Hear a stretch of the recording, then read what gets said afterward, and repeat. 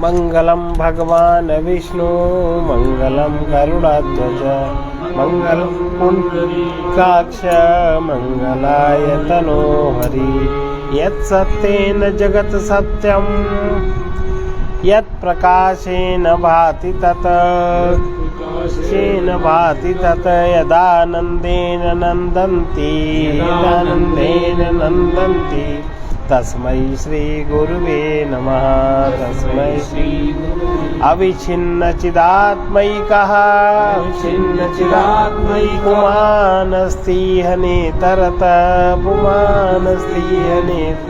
स्वसंकल्पवशाद्बद्धो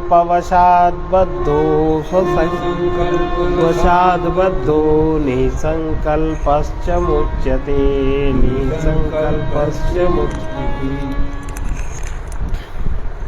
अहंकार विमूढ़ आत्मा प्रकृतेः क्रियमाणानि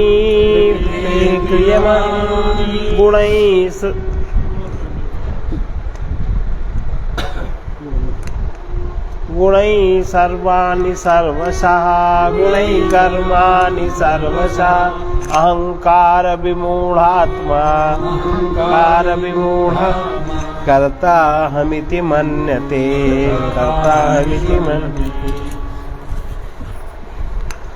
लाखों मनुष्य करोड़ों गंगा में स्नान करते हैं, इससे तन तो शुद्ध हो जाता है, परंतु मन का मोह लोभ अभिमान अहंकार नहीं मिटता। चेतन आत्मा तो कल्पतरु की तरह निरंतर सुलभ है। चेतन आत्मा कल्पतरु की तरह निरंतर सुलभ है। उसी की सत्ता से, शक्ति से, ज्ञान से, प्रेम से प्राणी संतुष्ट, तृप्त, शांत और पूर्ण आनंदित रहना चाहता है, परंतु विवेक न होने के कारण जीवन पर्यंत वो दरिद्र ही बना रहता है, शांत स्वस्थ नहीं हो पाता। हमारे लिए यह गुरु का उपदेश है कि अब इस अहंकार को परमात्मा प्रभु के समर्पित देखा जाए। जब लोभ करो, अगर लोभ उभरता है तो गीता में बताई दैवी संपदा से लोभ करो, थोड़ा सा ट्रिंगल चेंज करना है। मोह करना है तो सभी प्राणियों को प्रभु का ही मानकर उनसे मोह करो, ताकि उनके सुख में तुम सुख का स्वाद ले सको, और किसी संत से मोह करो जिसके संग से तुम मुक्त भक्त हो जाओगे, और संत तुम्हें अपने शरीर का मोही रहने नहीं देंगे। जब अभिमान करो तो परमात्मा के अविनाशी चेतन अंश होने का ही अभिमान करो, और विनाशी जड़ देहादिक वस्तुओं के आगे अपने को दीनहीन न बन। सर्व चिंता परित्यज्य चिन्मात्र परमो भव, ये वेद मंत्र है। सर्व चिंता परित्यज्य चिन्मात्र परमो भव, चिन्मात्र परमो। सर्व चिंता त्याग कर तुम अपने चेतन स्वरूप का ही चिंतन करो। अशिक्षित, विद्या रहित लाखों व्यक्तियों के चारों ओर लाखों विद्वान मूर्खता एवं मूढ़ता के कारण धन हानि से दुखी होते हैं, परंतु लोभ को दुख का कारण कोई नहीं जानता। धन को नाली थोड़ी फेंकेगा, धन है तो खर्च करे, लेकिन वो उस जज ने देखो जला दिए बोरे के बोरे लोग। अशिक्षित, विद्या रहित लाखों व्यक्तियों के चारों ओर लाखों विद्वान मूर्खता के कारण धन हानि से दुखी होते हैं, परंतु लोभ को दुख का कारण नहीं जान पाते। प्रिय वियोग से दुखी होते हैं, परंतु मोह से दुख होता है, इस बात की उनमें समझ ही नहीं है। अपमान से दुखी होते हैं, परंतु भीतर अभिमान को दुखदाता नहीं समझ पाते। मेरा कोई अपमान न करे हर व्यक्ति चाहता है, लेकिन हम अभिमान न करें ये नहीं। हमेशा दूसरे को नीचा दिखाने की आदत है, इस अहंकार को लेके कोई जी सकता है? नहीं जी सकता। डोमिनेट करके कोई जी सकता है? नहीं जी सकता, क्योंकि जीवन का ये स्वभाव ही नहीं है। आप इस तरह जहाँ जीने की कोशिश करेंगे वहाँ मारे जाएंगे। ये तो ऐसा युद्ध है, गलत ढंग से आप जीने का प्रयत्न करोगे तो मारे जाओगे, मारे जाते हैं। अपमान से दुखी होते हैं, परंतु भीतर अभिमान को दुखदाता नहीं जान पाते। करोड़ों कामी, आजकल तो इसकी बड़ी बहार है। करोड़ों कामी कामना की अपूर्ति से दुखी होते हैं, परंतु भीतर रहने वाले काम के दुख को, उसका कारण वे नहीं जानते। वे बड़े दीनहीन लोग हैं, दरिद्री लोग हैं। लाखों मूर्ख विद्वान भी दुखी होकर किसी वस्तु व्यक्ति को दुखदाता मानने लगते हैं, लेकिन भीतर रहने वाले दोष को दुखदाता वे जान नहीं पाते।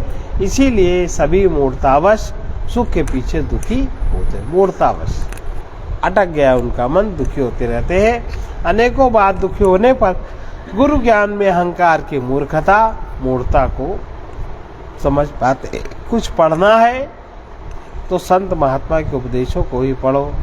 भगवत गीता को तत्व सहित अर्थ अनुभव करो। भगवत गीता का तत्व सहित अर्थ का अध्ययन करना चाहिए। कुछ सुनने में अगर समय बिताते ही हो तो सत्कथा श्रवण करना सीखो।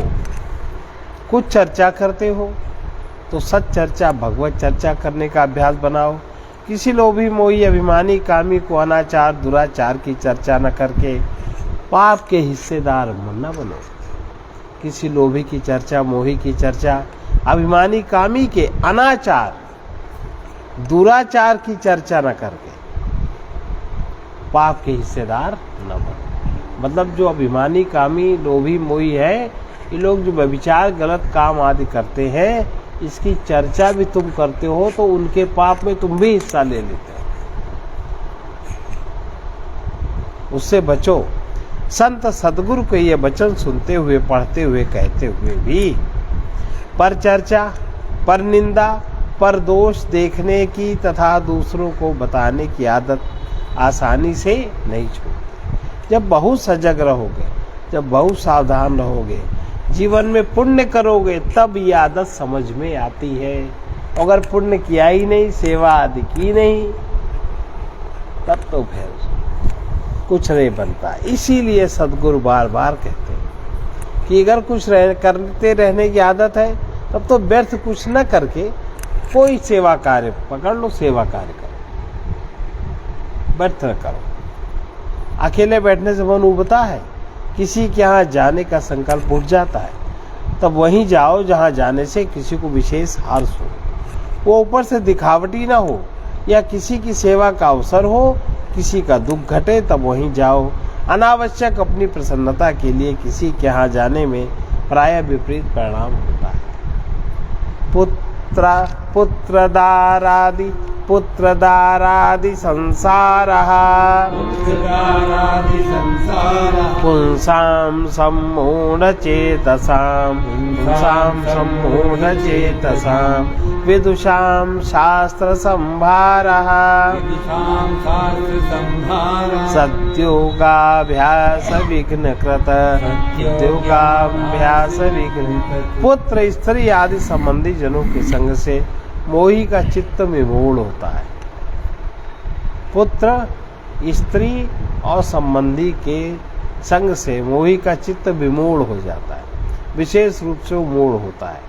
शास्त्र अध्ययन के भार से विद्वानों में विमूढ़ता रहा करती है, और साधना में यही दो विघ्न। परम गुरु भगवान कृष्ण के साथ रहते हुए अर्जुन जैसे विद्वान महारथी भी अपने को धर्म सम्मूढ़ चेता कह रहे हैं।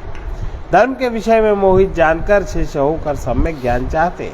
अर्जुन परम सौभाग्यवान, शुद्ध अंतःकरण संपन्न महान पुरुष थे। इसीलिए अपने भीतर रहने वाली मूढ़ता को उन्होंने पहचान लिया। लेकिन आज हम अज्ञान के तुच्छ अभिमान के कारण मूर्ख बने हैं, अर्थात किसी न किसी नशे में हमारी बुद्धि मूर्छित है।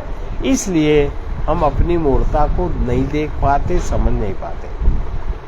किसी को तो धन का मद है, किसी को कुलवान होने का मद है, किसी को रूपवान या बलवान होने का मद है, और किसी को बुद्धि शास्त्र ज्ञान के मद से मूर्छित है। लेकिन पुण्य के प्रभाव से जब सतोगुणी श्रद्धा जागृत होती है, पुण्य के प्रभाव से तब अगर संत संगति मिलती है, तब उस साधक के मन की मूढ़ता और बुद्धि की मूर्छा, उस अवस्था का पता लग पाता है। श्रद्धा न होने पर तो बहुत विद्यावान को भी मूढ़ता और मूर्छा का पता नहीं लगता। अशिक्षित मूर्खों के द्वारा समाज में इतनी बुराइयां नहीं फैलती जितनी शिक्षित मूर्खों के द्वारा प्रसारित होती रहती। भलाइयों का एवं धर्म का प्रसार तो मूर्खता मूढ़ता से रहित विद्वानों द्वारा ही हो पाता है। भलाइयों का एवं धर्म का प्रसार भी मूर्खता मूढ़ता से रहित जो विद्वान है वही कर पाते हैं। पहले भी ऐसा ही होता रहा है। शास्त्र ज्ञान निष्फल सकल, जो नहीं हो ये विवेक, जो नहीं हो विवेक। स्वाद न जानत कर चली, स्वाद न जानत कर चली, चाखत पाक अनेक, चाखत पाक। ये मूढ़ और मूर्छित व्यक्तियों का हाल है। सब लटते पड़ते हैं, ज्ञानी ध्यानी है पर मूढ़ है और मूर्छ है, बेहोश है, तो उनको कोई स्वाद ही नहीं पता। लेकिन सद्गुरु सावधान करते हैं कि तुम अपने नाम क्या के आगे अनेक उपाधियों को बताकर अहंकार को संतुष्ट ना करते रहो। जैसे अधिकारी रिटायर हो जाते हैं तो सेवा निवृत्त पूर्व लगा देते हैं, पर वो उपाधि लगाते हैं जैसे कोई बड़ा प्रभाव पड़ेगा। विद्या के द्वारा नित्य विद्यमान सत परमात्मा को जानो। सद असत का विवेक प्राप्त करके मोह से भ्रम से मुक्त होकर आत्मा में ही बुद्धि को स्थिर करने की आदत बनाओ। प्रकृति का सर्वोपरि सूक्ष्म अंश अहंकार है और यही कर्ता बनता है। ज्ञान को अहंकारमय, ज्ञान ही अहंकारमय बन रहा है। तुम ही ज्ञान स्वरूप हो, अहंकार को ओढ़कर कर्ता भोक्ता बन रहे हो। जब आप ऐसा सोचते हैं कि मैंने ऐसा बड़ा कार्य किया, मैंने दान दिया, ऐसी सेवा की, इतना मैंने श्रम किया, अभी मुझे यह कार्य करना है, वह भूमि भवन धन प्रतिष्ठा पद प्राप्त करना है इत्यादि भविष्य के जब चित्र बनाते हो तब विचार करो क्या क्या तुम्हारे अधिकार में है। क्या श्वास लेते ही रहोगे? क्या श्वास लेना तुम्हारे अधिकार में है? क्या हृदय की धड़कन तुम्हारे अधिकार में है? क्या है आपके अधिकार में?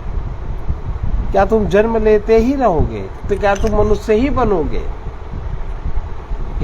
ये कहाँ पता है?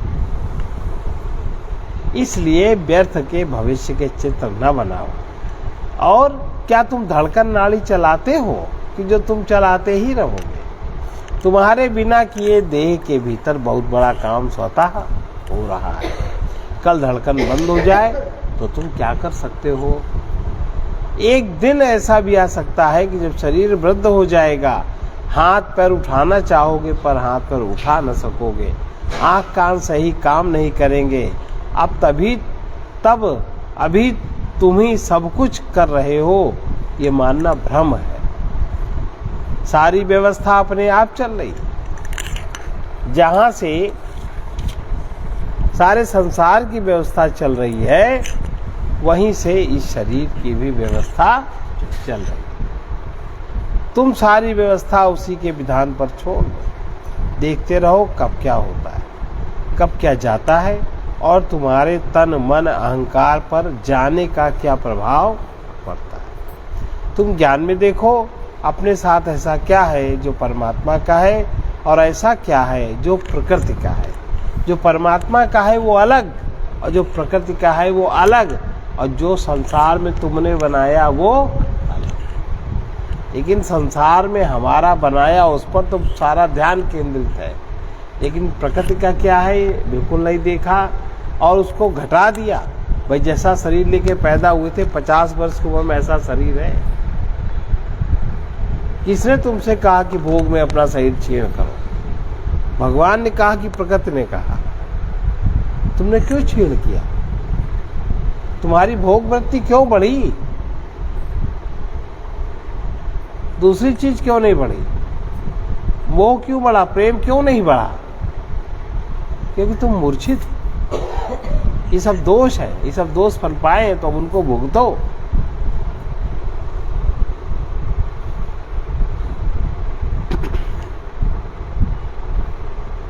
ऐसा क्या है जो परमात्मा का है और ऐसा क्या है जो प्रकृति का है, और ऐसा क्या है जो तुम्हारे अहंकार ने बनाया।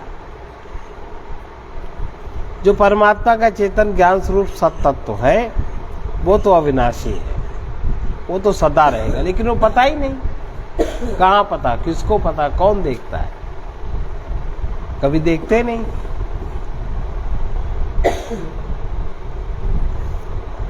जो प्रकृति से मिला है वो परिवर्तनशील है, वो निरंतर बदलता रहेगा, बदल रहा है, उसकी सुरक्षा की चिंता व्यर्थ है। अब आंख की सुरक्षा की चिंता तुम करते हो? नहीं करते। शरीर की सुरक्षा की चिंता करते हो? नहीं करते। भूख भूख लगी तो खा पी लेते हो, मिल गया सामने, बस। जो कुछ अहंकार ने बनाया, अर्थात यह मैं हूं, यह मेरा है, इसी मान्यता के कारण मोह, लोभ, अभिमान, आसक्ति आदि दोष बढ़े हैं, और ये तुम्हें ही छोड़ना पड़ेगा, और तुम इन्हीं को झेलते झेलते मर जाओगे, और पुनः अगले शरीर के जन्म के साथ ये दोषों सहित ही पैदा होंगे। फिर से वही समस्या शुरू। अब इनसे कौन निपटेगा? अगर कोई महात्मा संत सदगुरु न मिला, सेवा करते नहीं, पुण्य करते नहीं, दान करते नहीं, पुण्य बने नहीं, तो अगला जन्म आपका कहाँ तय होगा समझ लेना, कहाँ होगा समझ लेना। इनके बढ़ने का, अगर इस जन्म में नहीं किया है तो फिर इनके बढ़ने का अवसर तुम्हें नहीं मिलेगा, और जो किया है उसी वृत्ति के बढ़ने का अवसर की परिस्थिति तुमको दी जाएगी, और जो नहीं किया उसका अवसर नहीं मिलेगा। बताइए।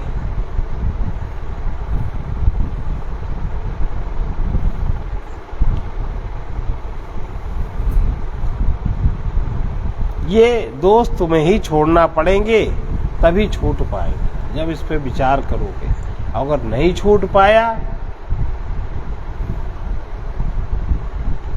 तो देखो, पिल्ला ऐसे लोग बच्चे खिलाते फिरते हैं, अपने लड़के की, बिटिया की, उसी ब्योरे में घूमते रहते हैं। जिंदगी भर की सारी कमाई वही एक औरत, वही ये 2 बच्चे, वही थोड़ा सा पैसा, और वही छोटा सा घर। इसके अलावा कोई चौथी चीज नहीं रहती, और मरने पर सब छूट जाता है, तो पुनः तुम उन्हीं में पैदा होगे। तो जब उन्होंने अपने बच्चे भी नहीं खिलाए, तुम्हें क्या खिलाएंगे? स्थिति बड़ी दुखद है। यदि अपना मानना नहीं छोड़ोगे तो मृत्यु में सब कुछ छूट जाएगा। शरीर, परिवार, संपत्ति, अधिकार सब यही छूट जाएगा, लेकिन मोह, लोभ, अभिमान, आसक्ति, कामना, वासना, अहंकार, ये सब तुम्हारे साथ रहेंगे। ये सब तुम्हारे निश्चित साथी हैं। दूसरे जन्म में फिर इन्हीं दोषों के अनुसार जीवन यात्रा शुरू हो जाएगी। कौन से दोष के कारण? मोह, लोभ, अभिमान, कामना, आसक्ति, वासना और अहंकार, इन्हीं से जीवन यात्रा शुरू हो जाएगी। इसलिए आत्मवान होकर परमात्मा से भिन्नता का आनंद अगर भी प्राप्त कर सकते हो तो उसकी युक्ति जान लो। अगर युक्ति जान के न प्रयोग करी तो बड़ी दुर्दशा है। विनाशी की ममता, विनाशी की कामना, वासना से मुक्त हो जाओ अभी, तो आगे की समस्या खत्म हो सकती है। तुम जो स्वयं सत्य हो उसका विस्मरण हो रहा है। हाउ क्या पता ही नहीं। झूठ के आवरण को, परतों को ओढ़ लेने से, या ओढ़ना ही उतार कर देखो, तुम पूर्ण सच्चिदानंद में ही हो। लेकिन बुद्धि में पुण्य नहीं है, बुद्धि में निर्दोषता, निर्लोभता नहीं है, ममता, कामना, आसक्ति नहीं हटी, इसलिए बात समझ में नहीं आती, और समझ में आती तो स्थिर नहीं रहती। बार बार जेब में 10 रुपए बचे रहे, आश्रम आने पर नहीं लिए गए, यही ध्यान रहता है। रहता है कि नहीं? हाँ, सही बात है ये। और तुम स्वयं सत्य हो उसका विस्मरण हो गया है। झूठ के आवरण को ओढ़ लेने से या ओढ़ना उतार कर तुम पूर्ण सच्चिदानंद में हो, ये समझने की योग्यता पैदा करना ही सत्संग है। ये समझने की योग्यता जागृत करना ही सत्संग है। ये सीखना ही सत्संग है कि तुम पूर्ण सच्चिदानंद में ही हो। ये बात कैसे समझ में आवे, ये समझ जागृत करना ही सत्संग है। द्वैत मूल महोदुख नान यत्य शास्ति भेषजम, दृश्य में तन वृषा सब में को हम चिद्रसो मलाह। आश्चर्य है, दुख का मूल कारण द्वैत है, उसकी कोई औषधि नहीं है। इस दुख की कोई औषधि नहीं है। यह सब दृश्य जो दिख रहा है मिथ्या है। मैं एक अद्वैत शुद्ध चैतन्य हूँ, बोध मात्र हूँ, लेकिन ये समझते ही नहीं, ये समझ ही नहीं जाता। अनेक लोग या अधिकतर कर्तव्य से विमूढ़ है,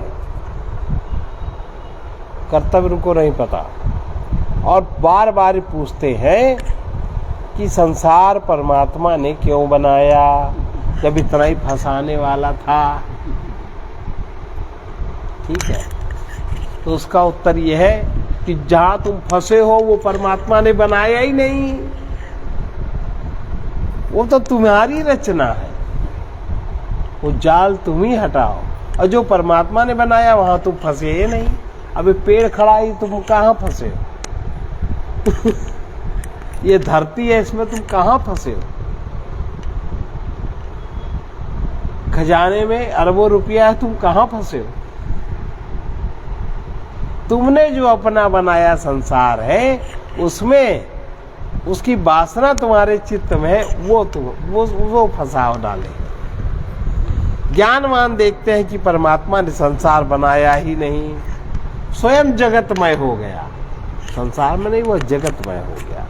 संसार ऊपर ऊपर है, जगत ऊपर ऊपर है, और परमात्मा उसके भीतर भीतर। तुम वो योग्यता प्राप्त करो जो कि प्रत्येक वस्तु व्यक्ति में परमात्मा को खोद ले, खोज में न भटको। शांत होना सीख लो, मन को स्थिर करना सीखो, और अंतर से मौन क्या है वो स्थिति का उद्घाटन करो। तभी अपने शुद्ध अस्तित्व का अनुभव होगा, नहीं तो नहीं होगा। यही परमात्मा है। अहंकार जब तक नहीं गलता तब तक परमात्मा का बोध जागृत नहीं होता। इसलिए अहंकार को गलने की प्रतीक्षा करनी चाहिए। ये कैसे गले, कैसे मिटे? अहंकार को प्रकृति का अंश जानकर चेतन आत्मा को अनंत परमात्मा से निरंतर अभिन्न अनुभव कर स्वयं को आत्मा ही समझो, देह अपने को न समझो। ये बात कितने बार कही गई है, लेकिन सुबह से जितने बार याद आई, देह ही याद आई। मैं देह हुआ कि नहीं? क्यों नहीं याद रह पाता? क्यों नहीं याद रह पाता? दूसरे हमसे कैसे आकर्षित हो, हम दूसरों को कैसे प्रभावित कर लें, हम दूसरों का कैसे भोग कर लें, हम दूसरे को कैसे लूट पाए। चोरी से अगर हम नहीं वो क्रिया कर पाते तो हम संघर्ष करने लगते हैं, क्रोध करने लगते हैं। ये प्रवृत्ति है तो अभी तो सीधा खड़ा ही होना नहीं सीखा है, तो लंगड़े लूले की आदत है। ये तो तुम्हारे अंग प्रत्यंग अभी नहीं सुदृढ़ है। टेढ़े मेढ़े जैसे टेढ़े पैर कोई चलता है ना, कैसा लगता है? ये तो वो स्थिति है, विकृति यही है। इसलिए परमात्मा और जीवात्मा को निरंतर मिला हुआ अनुभव करना, जिसको ये अनुभव करने की योग्यता जाग जाती है, वही महायज्ञ का अधिकारी हो जाता है, वही महायज्ञ करने वाला हो जाता है। और ये परम ज्ञान यज्ञ है, इसका परम पुण्य है। बिना कुछ किए इस पुण्य के भागी हम लोग नहीं बनते। क्या? परमात्मा और जीवात्मा निरंतर मिला हुआ है, ये हमको अनुभव होने लगे। ये महायज्ञ है।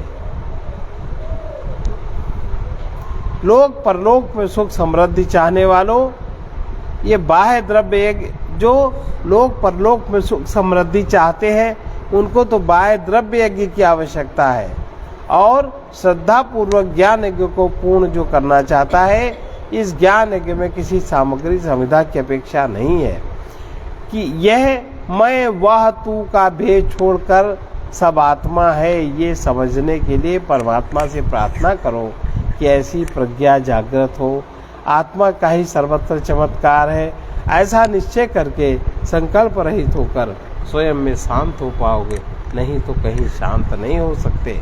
जितना ही तुम आत्मा परमात्मा की तन्मयता तुमको अनुभव होती जाएगी, उतना ही तुम्हारी शांति सघन होती जाएगी, और उतना ही जितनी शांति सघन हो जाएगी उतना ही आत्मबोध जागृत होगा।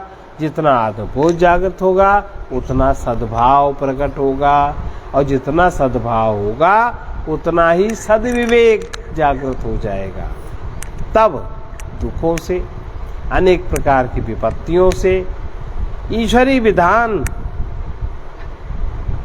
से जो आता है उसका तुम्हें यथार्थ ज्ञान होगा। फिर तुम ईश्वरीय विधान से प्राप्त किसी को नकार नहीं पाओगे, प्रतिक्रिया नहीं कर पाओगे। कुछ भी अपना न मानने से, सबसे असंग होने पर जीव को अपने मुक्त स्वरूप का ज्ञान रहता है। असंग होने पर शक्ति संचित होती है, शांति का सुयोग होता है। जब कभी अशांति होती है, अच्छा जब अशांति होती जिसको उसको तो कुछ पता ही नहीं चलता, तो बेहोश, तो पागल हो जाता है। तब अपने द्वारा अशांत हो रहे हो, अशांति कहीं बाहर से नहीं आती, तब शांति भी तुम्हें बाहर कहीं नहीं मिलेगी। और जब कभी तुम अशांत होते हो तब मोहवश किसी न किसी प्रिय संबंधी के पीछे अशांत होते हो, लोभवश धन के पीछे अशांत होते हो, अभिमानवश मान हानि से अशांत होते हो, कामवश काम की अपूर्ति से अशांत होते हो, आसक्ति के कारण देह के संग, देह का संग तुम्हें अशांत बनाता है। संसार में यदि कुछ भी अपना न मानो तब मोह लोभ अभिमान आसक्ति नहीं, छोड़ो कुछ नहीं, केवल मन का ट्रिंगल मोड़ना है, तभी नित्य प्राप्त जो सत्य है उसका निरंतर अनुभव होगा। और जब नित्य प्राप्त का निरंतर अनुभव होगा तब हमें आत्मा के ज्ञान में, आत्मा का स्मरण आते ही शांति का अनुभव होने लगेगा। दुख शांति चिंता से मुक्ति मिल जाएगी। इसलिए हृदय में ज्ञान, ज्ञानी में श्रद्धा, हृदय में ज्ञान है, ज्ञानी में श्रद्धा है, तब तो प्रत्येक देह को विनाशी समझते हुए चेतन आत्मा को अविनाशी जानते रहो। तुम ही अविनाशी हो, आत्मा ही अविनाशी है, निर्विकार है, शुद्ध है, जन्म मृत्यु से रहित है, ज्ञान स्वरूप है। देह को अपना ज्ञान नहीं है, देह तो जड़ है। आत्मा नित्य चेतन है। देह और आत्मा को एक मानते रहना सबसे पहला अज्ञान है। पहले इस अज्ञान को दूर करो, फिर आगे और कुछ काम फिर स्वतः हो जाएगा। आज बस इतना ही।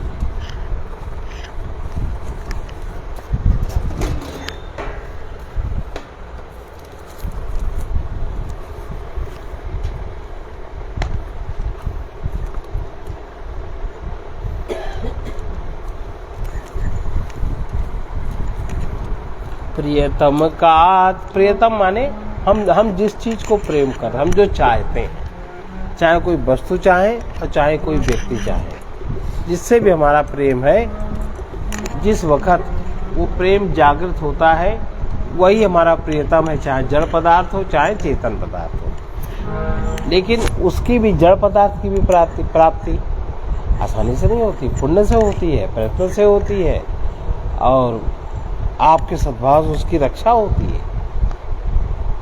ऐसे नहीं मिल जाता।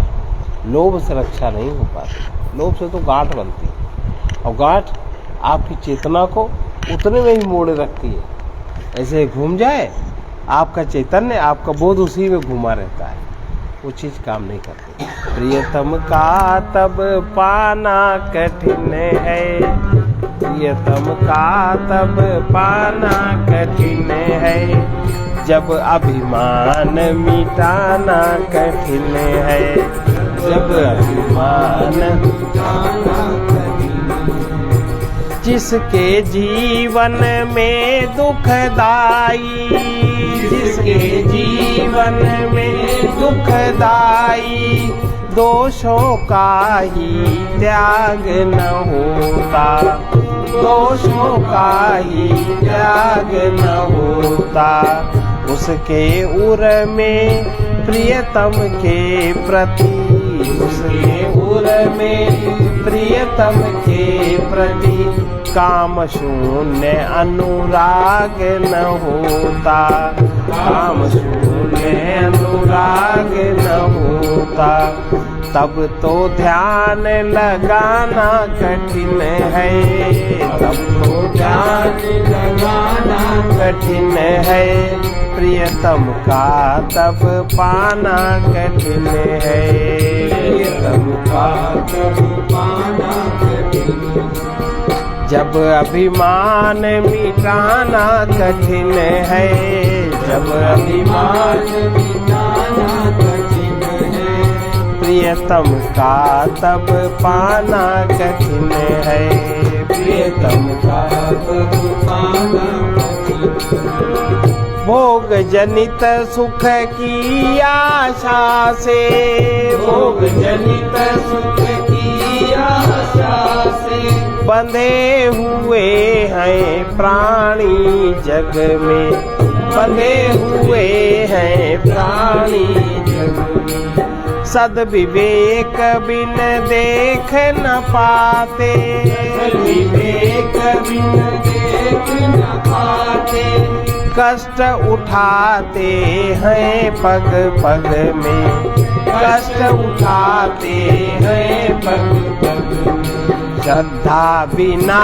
समझाना कठिन है, श्रद्धा बिना समझाना कठिन है, प्रियतम का तब पाना कठिन है, प्रियतम का तब पाना कठिन है। जहाँ चैन आती रहती है, जहाँ चैन आती रहती है, समझो सच्ची चाह नहीं है, समझो सच्ची चाह नहीं है, सच्ची चाह हुए बिन मिलती, सच्ची चाह हुए बिन मिलती, सत्य प्रेम की राह नहीं है, सत्य प्रेम की राह नहीं है, प्रीति को पूर्ण बनाना कठिन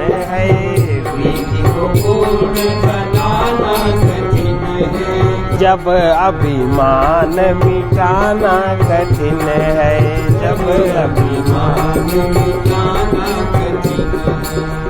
जो आस्तिक प्रेमी कहला कर, जो आस्तिक प्रेमी कहला कर, चिंता करता है तन धन की, चिंता करता है तन धन की, जो स्वामी का सेवक होकर, जो स्वामी का सेवक होकर, पूर्ति चाहता अपने मन की, पूर्ति चाहता अपने मन की, पथिक सुपथ में आना कठिन है, पथिक सुपथ में आना कठिन है, प्रियतम का तब पाना कठिन है, प्रियतम का तब पाना कठिन है, जब अभिमान मिटाना कठिन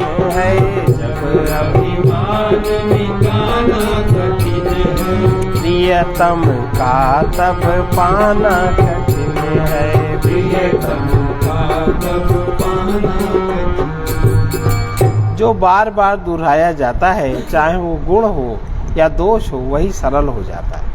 जिसका अभ्यास नहीं होता वो कठिन प्रतीत होता है।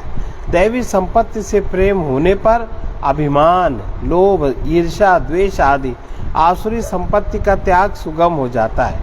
सुख के लिए ही संसार की वस्तुओं, व्यक्तियों का संग किया जाता है और निराश दुखी होने पर शांति के लिए सब कुछ का त्याग किया जाता है और परमात्मा की ओर मोड़ा जाता है। आनंद सिंधु परमेश्वर को मन भजले बारंबार। आनंद सिंधु परमेश्वर को मन भजले बारंबार। जो अखिल विश्व का जीवन है, जो अखिल विश्व का जीवन है, प्रभु अनुपम सर्वाधार। प्रभु अनुपम सर्वाधार। जिसके कारण नाना तन धर, जिसके कारण नाना तन धर, यूं भटक रहे हो इधर उधर, यूं भटक रहे हो इधर उधर। वो निधि तो है तेरे अंदर, वो निधि तो है तेरे अंदर। तुम खोज फिरे संसार, तुम खोज फिरे संसार। जो अखिल विश्व का जीवन है, जो अखिल विश्व का जीवन है, प्रभु अनुपम सर्वाधार। प्रभु अनुपम सर्वाधार। इस तन का कौन ठिकाना है, इस तन का कौन ठिकाना है, कुछ दिन में ही तो जाना है, कुछ दिन ही तो जाना है। क्यों माया में दीवाना है, क्यों माया में दीवाना है, कर ले अपना उद्धार, कर ले अपना उद्धार। आनंद सिंधु परमेश्वर को मन, आनंद सिंधु परमेश्वर को मन भजले बारंबार, मन भजले बारंबार। धन है तो कुछ नेकी कर ले, धन है तो कुछ नेकी कर ले, बल विद्या से भक्ति भर ले, बल विद्या से भक्ति भर ले। श्री सद्गुरु का आश्रय धर ले, श्री सद्गुरु का आश्रय धर ले, हो जाए भव से पार, हो जाए भव से पार। आनंद सिंधु परमेश्वर को, आनंद सिंधु परमेश्वर को मन भजले बारंबार, मन भजले बारंबार। जो खुद को यहाँ फंसाएगा, जो खुद को यहाँ फंसाएगा, वो उतना ही दुख पाएगा, वो उतना ही दुख पाएगा। ये कुछ भी काम न आएगा, ये कुछ भी काम न आएगा, जाएगा हाथ पसार, जाएगा हाथ पसार। जब जाग गया तो सोना क्या, जब जाग गया तो सोना क्या, यदि समझ गया तो रोना क्या, यदि समझ गया तो रोना क्या। पा करके अब फिर खोना क्या, पा करके को ना क्या, यह पथिक मुक्ति का द्वार, यह पथिक मुक्ति का द्वार। अरे आनंद सिंधु परमेश्वर को, आनंद सिंधु परमेश्वर को मन भज ले बारंबार, मन भज ले बारंबार। जब अंतःकरण में राग द्वेष नहीं रह जाता तब त्याग प्रेम शुरू होता है। वाणी से जब कटुता, परनिंदा, व्यर्थ वार्ता आदि पाप नहीं बनते, शरीर से हिंसा, चोरी, व्यभिचार नहीं बनता, तभी भजन पूर्ण हो पाता है। प्रभु के नाते निष्काम सेवा में जीवन ही भजन है। सर्वे भवन्तु सुखिनः, सर्वे सन्तु निरामया, सर्वे भद्राणि पश्यन्तु, मा कश्चित् दुःखभाग् भवेत्। कृष्णाय वासुदेवाय हरये परमात्मने प्रणतक्लेशनाशाय गोविन्दाय नमो नमः।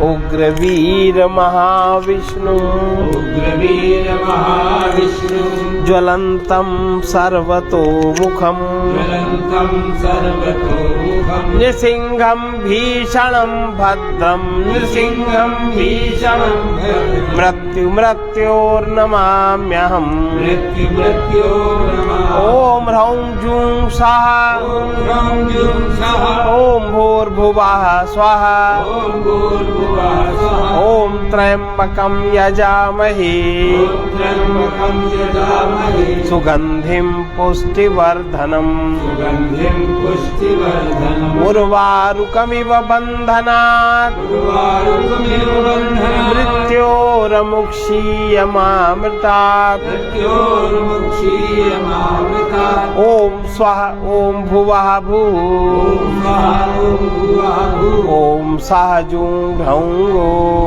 सः जूं ह्रौं गोः। असतो मा सद्गमय, तमसो मा ज्योतिर्गमय, मृत्योर्मामृतं गमय। ॐ पूर्णमदः पूर्णमिदं पूर्णात् पूर्णमुदच्यते, पूर्णस्य पूर्णमादाय पूर्णमेवावशिष्यते। ॐ शान्ति शान्ति शान्ति।